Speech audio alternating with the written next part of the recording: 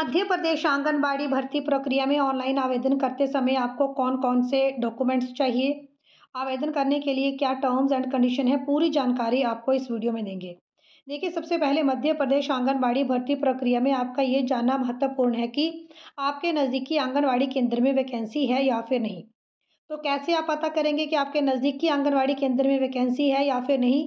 इसके full video का link आपको डिस्क्रिप्शन बॉक्स में मिल जाएगा। तो सबसे पहले आप लोग चेक करेंगे आपके ज़िले में वैकेंसी है या नहीं।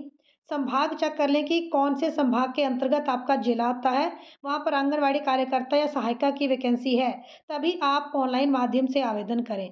क्योंकि जिस वार्ड में आंगनवाड़ी केंद्र है, अगर आप उस वार्ड के स्थायी निवासी हैं, तभी आप इन पदों के लिए आवेदन कर सकते हैं और तभी आपका चांस ऑफ सिलेक्शन भी ज़्यादा रहेगा। तो यहाँ पर आप लोग चेक कर सकते हैं, इस पीडीएफ को आप हमारे टेलीग्राम ग्रुप से डाउनलोड कर सकते हैं।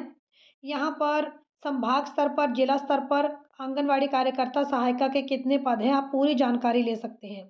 तो आप लोग देख सकते हैं कि आंगनवाड़ी कार्यकर्ता के 2027 पद हैं और 17,447 पद यहाँ पर आंगनवाड़ी सहायिका के रहने वाले हैं।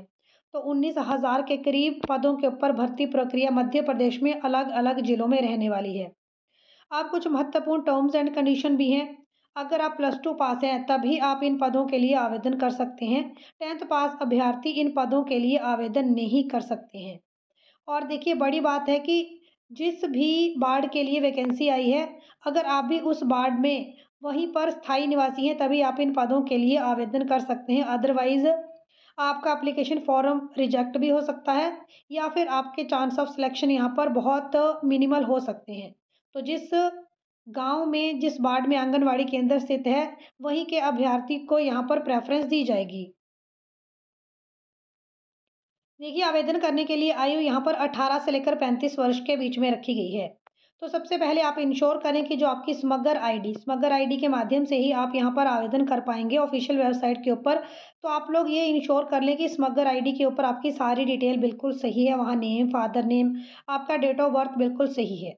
तो अगर सही नहीं है तो आप अपनी स्मग्लर आईडी को पहले जो है किसी नज़दीकी साइबर कैफ़े या लोकमित्र केंद्र के माध्यम से उसे करेक्ट करा लें। वहाँ सारा डाटा एकदम करेक्ट होना चाहिए, क्योंकि एक बार आपका फॉर्म ऑनलाइन सबमिट हो गया, तो उसके बाद यहाँ पर जो है डिफ़िकल्टी रहती है, क्योंकि बाद में आप कहते हैं कि आपने डॉक्यूमेंट्स प्रॉपर अपलोड नहीं किए या आपने डेट ऑफ़ बर्थ गलत लिख दी है। तो वो सारी चीज़ें नहीं होनी चाहिए। तो आप इंश्योर करें कि आपकी स्मग्लर आईडी में पूरा डाटा बिल्कुल करेक्ट है। आपने जो भी 10th, 12th, graduation, post graduation के सर्टिफ़िकेट्स अपलोड किए हैं, बिल्कुल करेक्ट किए हों, उनमें किसी तरह की कोई दिक्कत ना हो। तो आप लोग देख सकते हैं कि आवेदन करने के लिए आयु 18 से लेकर 35 वर्ष के बीच में रखी गई है। आपको ऑनलाइन माध्यम से आपके एप्लीकेशन फ़ॉर्म को एडिट करने का मौका ही मिल जाएगा। अगर कोई गलती है तो आप उसे ठीक भी कर सकते हैं, लेकिन ये बिल्कुल जैसे ही आपका एप्लीकेशन फ़ॉर्म भरने बंद हो जाएँगे, उसके बाद आप इसे करेक्ट भी नहीं कर सकते हैं। तो कोशिश करें पहले तो गलती ना हो, और अगर कोई गलती हो गई है तो आप बिल्कुल साथ में ही नेक्स्ट डे ही उसे करेक्ट कर लें। ऑफ़लाइन माध्यम से आपके एप्लीकेशन फ़ॉर्म नहीं लिए जाएँगे। अगर एप्लीकेशन फ़ॉर्म भरने के लिए फ़ीस की बात करें तो फ़ीस यहाँ पर ₹100 रखी गई है। 18% जीएसटी भी है, तो ₹118 फ़ीस आपकी पोर्टल के ऊपर सबमिट होगी। अब बात करते हैं कि कौन से महत्वपूर्ण डॉक्यूमेंट हैं जो ऑनलाइन आवेदन करते समय आपको अपलोड करने हैं।